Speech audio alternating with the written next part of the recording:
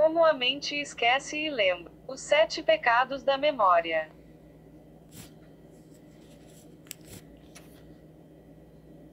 Os 7 pecados da memória. Como a mente esquece e lembra. Em fevereiro de 1896, membros da Sociedade Médico-Psicológica ouviram um caso estranho de distúrbio de memória. Louis, um homem de 34 anos, tinha um problema diferente, era dominado com frequência pela sensação familiar em situações totalmente novas. Internado por problemas emocionais em um hospital onde jamais havia sido internado, mas ele tinha certeza que já tinha estado naquele lugar antes. Ao conhecer Dr. Arnaud, psiquiatra francês, Lou insistia: "Você me conhece, doutor, você também me recebeu no ano passado na mesma hora e dia e na mesma sala. Você me fez as mesmas perguntas, e eu dei as mesmas respostas." No final do século XX, um livro clássico escrito por Theodule Ribot, Doenças da Memória, explicou que as lesões cerebrais ou distúrbios psicológicos podiam provocar amnésia do passado recente ou remoto. Ribot tratava de casos nos quais a lembrança existia, mas estava errada. Deu o nome de paramnésia, ou falsas lembranças. Arnaud rejeitou os termos mais utilizados por achar que o fenômeno em questão não estava ligado à memória, sugeriu uma nova expressão para descrever a familiaridade da memória imprópria que causava desconforto a Louis, a ilusão de déjà vu. Mas não foi o primeiro a descrever a experiência.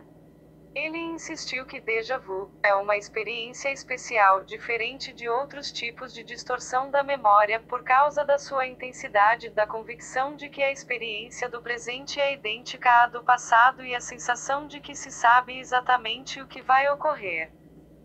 Para Arnaud, déjà vu não tinha nenhuma relação com o paranormal, como lembranças de vidas passadas ou leitura telepática. Ele definiu a experiência como um tipo de julgamento equivocado, a atribuição errada de sensações e experiências do presente ao passado. Algumas vezes lembramos fatos que jamais ocorreram, atribuindo erroneamente o processamento rápido de novas informações, ou imagens vividas que nos vêm à mente, a lembrança dos eventos passados que não aconteceram. Algumas vezes, lembramos corretamente o que aconteceu, mas confundimos a hora ou o local.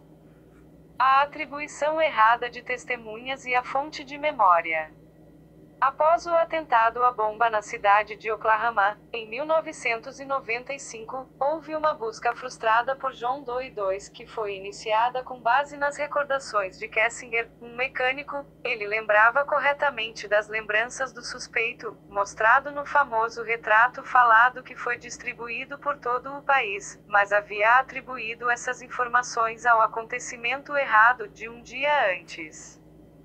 Em 1950, um agente de viagens britânico, assaltado à mão armada, identificou um marinheiro inocente como um ladrão. O psicólogo Donald Thompson foi acusado de estupro em virtude da recordação detalhada que a vítima tinha do seu rosto. Tanto Thompson quanto o marinheiro britânico tiveram a sorte de escapar de uma condenação injusta. Uma estimativa revelou que de 40 casos 36, 90% comprovarão através de DNA a inocência de indivíduos que foram condenados injustamente pela identificação errada de testemunhas. Esse tipo de atribuição errada da memória pode ser chamado de transferência inconsciente, que consiste em familiarizar um rosto a uma fonte errada que inconscientemente transfere a memória de um indivíduo para outro. Os psicólogos se referem a esse processo de ligação como problema de cimentação da memória, a colagem, o agrupamento de vários componentes de uma experiência para formar um todo unitário. É como se antes de fazer alguma coisa, você se visse fazendo essa coisa e depois, mais tarde, não se lembrasse se foi só uma imagem ou a realidade. Léo Lieberman. O hipocampo desempenha um importante papel no processo de cimentação, que, quando é afetado, contribui para os erros de conjunção da memória. Falhas no processo de cimentação da memória também podem resultar em uma ilusão impressionante chamada erro de conjunção de memória. Depois de verem cada um desses rostos à esquerda e no centro da figura, as pessoas afirmavam erroneamente que se lembravam de ter visto o rosto da direita, que contém uma conjunção de elementos dos outros dois rostos. Esse tipo de atribuição errada é conhecido como erro de conjunção da memória.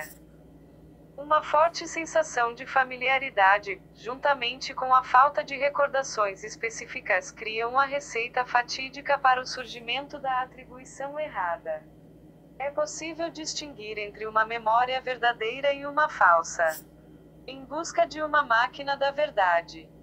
É sem dúvidas uma possibilidade intrigante que as técnicas de observação de imagens do cérebro possam funcionar como uma espécie de detector de mentiras de alta tecnologia, separando sem erros as memórias verdadeiras das falsas.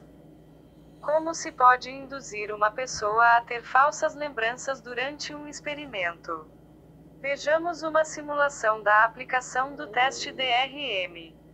Com base em experimentos, formulou-se a teoria de que o estudo de imagens junto com as palavras ajudou os participantes a recorrer a uma heurística de distinção, uma norma prática que leva as pessoas a exigir da memória detalhes distintos de uma experiência antes de afirmar que elas se lembram.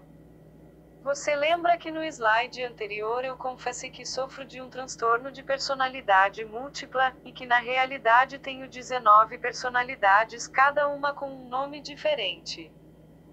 Você pode afirmar com certeza que eu nunca disse tal coisa porque recorre a uma heurística de distinção. Se eu tivesse dito tal coisa, você teria se espantado e com certeza se recordaria com detalhes do que disse e da sua reação.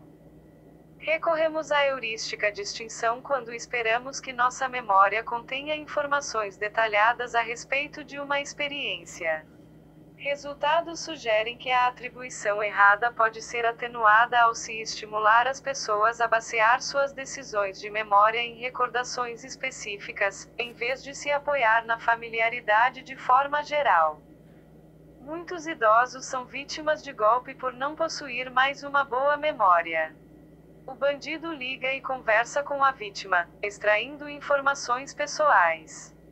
No dia seguinte, telefona novamente para saber se o idoso ainda se lembra da conversa. Caso não lembre, ele está vulnerável a esquecer outros acontecimentos.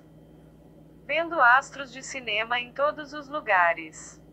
Quando as defesas contra a atribuição errada estão seriamente danificadas, fazem-se afirmações desconcertantes e até mesmo bizarras sobre o passado que rompem o elo entre as memórias e a realidade. O fotógrafo britânico, Mr. 1991, tinha uma intensa sensação de familiaridade com pessoas que não conhecia, mas não conseguia dar uma explicação melhor do que dizer generalidades, cantor político ou esportista famoso. Porém, não fazia falso reconhecimento de lugares ou palavras inventadas. Ele sofria de esclerose múltipla que ataca a camada de mielina que protege as células nervosas, e afetou a vizinhança dos lobos frontais, o que fornece uma pista importante sobre a origem de sua rara desordem. Hapix-aqui especula que os pacientes com lesões no lobo frontal não conseguem monitorar ou processar suficientemente os sinais gerados pelas enfraquecidas unidades de reconhecimento de fisionomia, localizadas em outras partes do cérebro.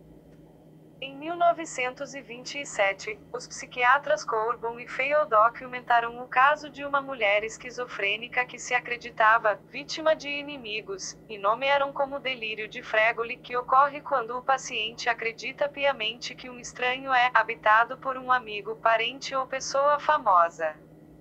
27 anos, acreditava que uma estranha era sua mãe, havia distorcido um fragmento de conhecimento verdadeiro que a mãe estava em um hospital, transformando-o em um convincente delírio. Estava tão convencida que tentava deitar com a assustada paciente. Não via astros do cinema em todos os lugares, mas se confundia com a identidade de indivíduos específicos. Que ótima ideia é o tive, os perigos da criptomnésia.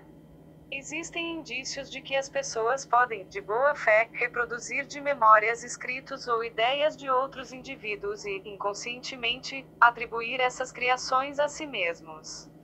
As pessoas atribuem erradamente a sensação de novidade a alguma coisa que deveria ser familiar. No início do século XX, o psicanalista Carl Jung descobriu que Friedrich Nietzsche tirou partes de Assim Falou Zaratustra de uma velha história sobrenatural escrita pelo médico e poeta alemão Kerner. Segundo Skinner, uma das experiências mais desalentadoras da velhice é descobrir que uma ideia que você acaba de expressar de forma tão significativa e bem colocada já havia sido publicado por você mesmo, há muito tempo. Essa cópia pode ser atribuída a uma influência inconsciente conhecida como pré-ativação. Em experimento conduzido por Stanley Schachter, injetava-se adrenalina em voluntários em situações agradáveis e frustrantes. Os voluntários do primeiro grupo se sentiam felizes, o do segundo grupo ficavam aborrecidos. A excitação produzida pela adrenalina é semelhante à fluência ou atividade mental acelerada que às vezes as pessoas atribuem de forma correta ou errada à sensação de familiaridade originária de uma experiência passada. Talvez tenha sido essa sensação que o psiquiatra francês Arnauld tinha em mente quando tentou explicar a ilusão peculiar de déjà vu que tantas vezes dominava seu paciente. Era como se Louis recebesse choques de adrenalina que ele tentava interpretar e acabava atribuindo a experiências passadas que nunca tinham acontecido.